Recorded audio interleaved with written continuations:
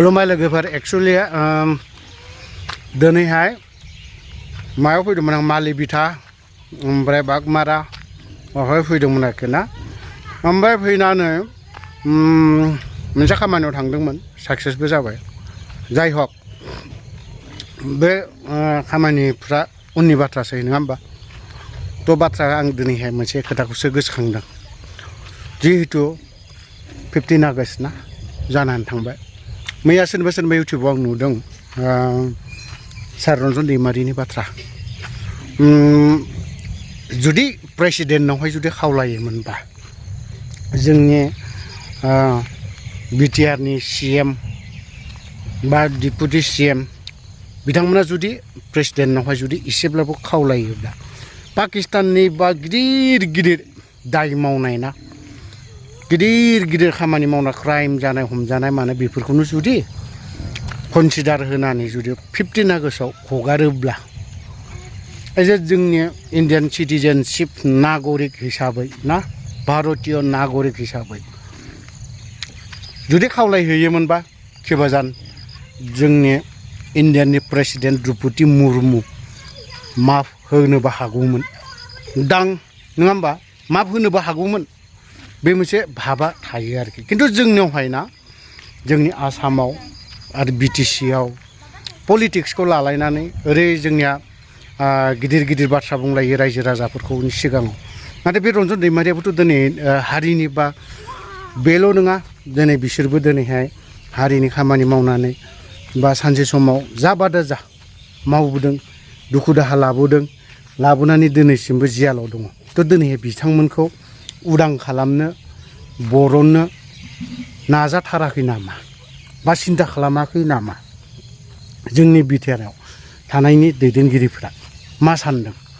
खिन्थु बिनि बारै जुदि एसे मोजाङै बाथ्राफोरखौ जुदि बुङोब्ला डाइरेक्टनो थांखिनानै जुदि बुंहैयोब्ला प्रमद बर'आबो ना दुखुबो मोनो ओमफ्राय लाजिनायबो मोनो बेफोरबायदि मैयानि दिनावहाय जों नैबेखौसो लुबैदोंमोन थिग आसे बरननो हायासै मानिदों इन्डिया गभर्नमेन्टआ द्रौपदी मुर्मुआबो बा बिनो खावलायहैयासै आं मानिबाय खिन्थु मैयानि दिनाव रन्जन दैमारिनि सा बारै आरो जायफोर एनायै नांनानै थानाय नैबे गबिन्द बसुमतारियानो होन बा सोरबायानो होन बिथांमोनाबोथ' बुंनो हायोमोन ना बबे मोनसे निउस पर्टेलाव नुदों बबे मोनसे जायगायाव थानानै दिनै फ्लेग बिर होनो थांनायावहाय दिनै बिरखांनायनि उनाव स्पिच होयोना बे स्पिच होनायावबो दिनै मोनसेबो जायगायाव जों स्पिच होनायखौ जों नुनो मोनाखै बेफोरनो जाहैबाय जोंनि बर'नि राजनितिक ओरैबायदि जोंनि राजनितिकआ बर'नि राजनितिकआ नोंखौ माब्रै डमिनेट मा बाथ्राजों नोंखौ बुंनानै बिखायाव नांहैनाय इनसाल्ट खालामनो हागोन ना बेफोरबायदिखौसो जोङो नुलायबाय थानो मोनो सफैगासिनो दङ नै आरोबाव इलेक्सनाथ' खाथि सफैबायानोसै खिन्थु बुंबावनिसैलाय सोरबा BJPआनो बुंगोन सोरबा कंग्रेसआबो बुंगोन सोरबा BPFआनो बुंगोन सोरबा UPPLआबो बुंगोन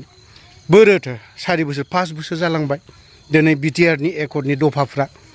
BTCनि दफाफ्रा मा बेसेबांथ' मावफुंजादों बेफोरबायदि जों सोंखारिलायनायखौ नुगोन 16टा डिपार्टमेन्ट लानानै थांजाबाय मानो लांजाखो बेफोरबायदि बाथ्राखौ दिनै सोरबा अपोजिसनफ्राबो बुंखासिगोन दिनैहाय सोरबायाबो बुंगोन 17 बोसोराव दिनैनि दिनावहाय मा मावदों दिनैहाय BPFआ जेबो डेभेलपमेन्ट खामानि मावाखै नै बेफोरबायदि बाथ्राखौ जों खोनागोन नोंथांमोननि जाखिनि बेफोरबायदि 17 बोसोर सोरबा 5 बोसोर 4 बोसोर बेफोरबायदि डेभेलपमेन्टनि बाथ्रा बुंनायखौ दोनथ' एसे खोनासंनो बादों नोंसोरनि बे पलिटिक्सनि डायलग मारिनाय सोरबाया 17 बोसोरनो सोरबाया 4 बोसोरनो सोरबाया 20 बोसोरनो बेफोरबायदि बाथ्रा बुंलायनायखौ दोनथ' जों गोजोन गोरोबथाया जुदि जामारबायबा आरो जाथारदों बा जोंनि बे सेंग्राफोर जायफोर दिनै रन्जन दैमारि एनायै नांनानै थानाय बियो मा गोरोन्थि मावदों बियो सोरबा बेथ' गावनि बेक्तिनि खामानिनि थाखायथ' बे एफा गिदिर क्राइम मावाखैना आरो सानसे समाव बियो ओरैबायदि लिरनाबो दोनजागोन प्रमद बर'नि खोथायाथ' बाद दोन बियोसो गोबाङानो बुङो बेखौ बिराद गिदिर लिडार बिराद मोजां साननो गोरों दिनै जुदि बियो पलिटिक्सआव दे जोंबो मानिबाय सोंखारिलायो बिबा बिखौ जों सोंखारिलायो मानिदों नाथाय नैबेबोथ' दिनैहाय NDFB नि आफादगिरि ना रन्जन दैमारिखौथ' बेफोरबायदि सोंखारि जाथाव बा माबा बेफोरबायदि बुंजाथाव जेबो नुहुराखै आं दिनै बे पलिटिक्स राजखान्थियावबो गैया बा बैयावबो गैया मानो बरननो हाया माबा खारन दं बावहाय बरननो हायो उदां खालामनो हायो मानो बुंनो हाया दिनै खोनानो मोनो जों माखासे रन्जन दैमारिनि सेंग्राफोरल' नङा NDFB नि सेंग्राफोरा जुदि प्रमद बर'नि न'आव जुदि थाङोब्ला लोगो हमनो थाङोब्ला ओरैबायदि बाथ्रा बुङो दिनै NDFB निफ्राय आङो दिनै फैयाखै बेखिनि बाथ्राखौ जों खोनानो मोनो बेफोरबायदि बाथ्राखौ जों खोनाफिनोब्ला मालाबा ओरैबायदि गाज्रि सोंखारिनोबो लुबैयो है केसालाय माथो बेसे गिदिर बिलाय ओरैनोबाबो जों गोथाङै गोथैखा ओरैनोब्लाबो जों थांना थानायसाय थायैयानो स्रा बे बाथ्राखौ मालाबा साननाय फैयो बेथ' जाय हक जों बेफोरबायदि लेथ्रा गोसोनि नङा सानफ्लांनाय फैयो माब्लाबा बे खर'आ खामानि होआ जोंनि दिनै आफादगिरिखौ जुदि गोसोखाङोब्ला रोमै रोमै नुहुरो प्रमद बर'आ आं आसि थुनानै बाथ्राखौ बुंनो हागोन प्रमद बर'आ रन्जन दैमारिखौ खय बोसोर लोगो मोनदों आरो बिनि प्रमद बर'नि बाथ्राखौ जों माखासे बाथ्राखौ जों हमनाबो मोनो बिनि जाखिनि बाथ्रा बुंनाय बिनि बडि लेंगुवेज ना बिनि माखासे महर मुस्रि बेसेबां खुगानिफ्राय बाथ्रा बुंदों ना बिखानिफ्राय बाथ्रा बुंदों जों बेखौ हमनोबो हादाङो एसेब्लाबो जाम्बा जाम्था हालुवाब्लाबो लेखा रोङाब्लाबो प्रमद बर'नि माखासे सिन्ता धारा साननाय हनाय अनलि गाव सिब जानो लुबैया होनना बुङोमोन खिन्थु सिङाव रायजोआ नोंखौ सिब जानो बानायाखै नोंसो जानो लुबैनानै दङ बेफोरबायदि आरोखि ओंखायनो जुदि हारिनि बाथ्राखौ जुदि गोथौयै जुदि सिन्ता खालामदोंबा बै समावथ' प्रमद बर'नि गोबां खोथाखौ जों सिन्ता खालामोमोन हा बिराद मोजां मानसिमोनलै गोरों नोङो नाथाय नोङो प्रेक्टिकेल गैया आं बेखिनि बाथ्राखौ बुंगोन नाथाय प्रेक्टिकेल गैया अनलि थिउरिल' दं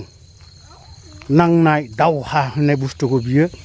अनलि थिउरिल' दं नोंसोरनि बे जेला नोङो आन्दलन खालामदोंमोन बे आन्दलनखौबो जोङो थिउरिल' मोनदों गेजेराव जोंबो एसे प्रेक्टिकेलखौ मोनबोदों थ' जाय हक 15 आगष्टनि गोबाङानो गोबां जायगायाव बेरायबाय बिथांमोननिसिम रोजा रोजा साबायखर आरो आंथ' मैया न'आवनो सानसे थादों थ' दिनैहाय गामियाव बेरायफैदों मोनायावसो खालामनाय जादों थेव बेबो मोनसे जायगायाव थांदोंमोन गोलाव सम बिराद गोबाव जाबायमोन खामानिखौ एसेबो मावनाय जायाखैमोन 1 घन्टाब्लाबो आं खामानि मावफैदों थ' लोगोफोर आंनि भिडिअ'आव नैबे भिडिअ' जुदि माखासे सोरनिबा दैदेनगिरिनि बिखायाव जुदि माखासे बाथ्रा बुंनाया जुदि नांदोंब्ला बिथांमोना क्षमा बा निमाहा बिखानाय थाबाय लोगोफोर आं भिडिअ'खौ बारा गोलाव खालामनो साना बावनो दोनथ'बाय जय बर' हारिनि